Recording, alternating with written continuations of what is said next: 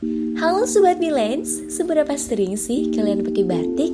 Atau jangan-jangan kalian gak pernah pakai batik ya?